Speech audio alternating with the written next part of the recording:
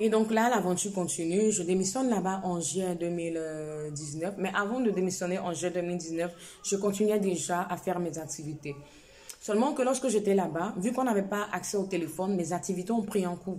Voilà, et donc tu es épuisé, tu arrives, tu dois laver bébé. Toujours le train-train de laver bébé en partant là. Hein. Je lavais bébé en partant, toujours. Je revenais le soir. Parfois, en ce moment même, c'était moi qui le lavais encore, épuisé. Tu n'avais pas bonne mine, tu perds des couleurs et tout. Et je l'ai fait. Je l'ai fait sans me plaindre. Je l'ai fait parfois avec beaucoup de douleur. Mais je l'ai fait tout en espérant que tout en connaissant ma voix et tout en espérant qu'un jour, j'allais être pleinement maman entrepreneur parce que c'était ça ma vision. Être entrepreneur pour avoir un œil sur ma famille. Être entrepreneur pour ne pas avoir à répondre aux exigences d'un patron lorsque je serai pleinement mariée avec mes enfants. Non. Parce que vous connaissez le monde d'aujourd'hui. Et cette vision, Dieu merci, je n'ai pas été la seule à l'avoir. Il y a beaucoup de femmes qui ont eu cette vision et qui vous témoignent de cette vision tous les jours. Et donc, voilà. Donc, j'avais pas assez à mon téléphone. Donc, mes business ont pris un petit coup et tout. Et à un moment, j'ai dit, bon, voilà, je pense que la formation est finie, et les preuves ont été faites, et qu'est-ce qu'il me reste à faire? La jalousie a commencé à s'installer avec ton propre manager qui pense que du jour au lendemain, on peut te positionner manager à sa place, alors que toi-même, à la base, ce n'est pas quelqu'un qui est venu, qui aime le salariat. Et Joe, avant que la sorcellerie ne sorte, moi-même, je m'en vais. Donc, c'est ainsi que j'ai fait ma lettre de démission. D'abord, j'ai fait un abandon de poste pendant 1 mois pour bien me reposer, pour bien faire mes livraisons, pour bien travailler, pour bien remettre mon compte au top. Ouais, parce que après, vous quittez un travail et ça fait flipper. Et j'avais peur. Je laisse mon travail pour venir parce que cette fois-ci, c'était l'ultime décision. Je ne peux travailler pour quelqu'un. Donc, même si tu as eu à te challenger, même si ça a été un remas, même si c'est une destinée, tu as peur. Tu te dis, est-ce que je vais réussir? Est-ce que là où je suis en train de quitter maintenant, là, c'est bon? C'est vrai, c'est parce que c'est pas bon, c'est bon. Tu es dans le frayant, tu as toutes les conditions, tu as... Mais là, tu prends la décision maintenant, à vie, de quitter le monde de l'emploi. Donc, ça fait flipper, hein. Ça fait vraiment flipper. Et tu te dis, est-ce que tu vas y arriver? Est-ce que... Il faut aussi avoir un peu de fonds pour pouvoir partir. Je ne vais pas dire que je l'ai fait seule. Il y a une personne qui m'a soutenue, dont je vais taire le nom. Mais il fallait que je cherche aussi encore mes propres fonds. Donc, le commerce que j'avais laissé depuis un moment, puisque je n'avais pas assez à mon téléphone et tout. Donc, je l'ai repris et Dieu a fait grâce. Dieu a montré qu'il était vraiment dedans. Et les fonds ont commencé à venir de partout. Le commerce marchait. J'ai vendu l'épargne et tout, ça marchait, ça marchait, ça marchait, ça marchait, ça marchait. Donc, après 1 mois d'abandon de poste, je rédige mon arrêt de travail, ma démission. Et je pars déposer à mon boulot.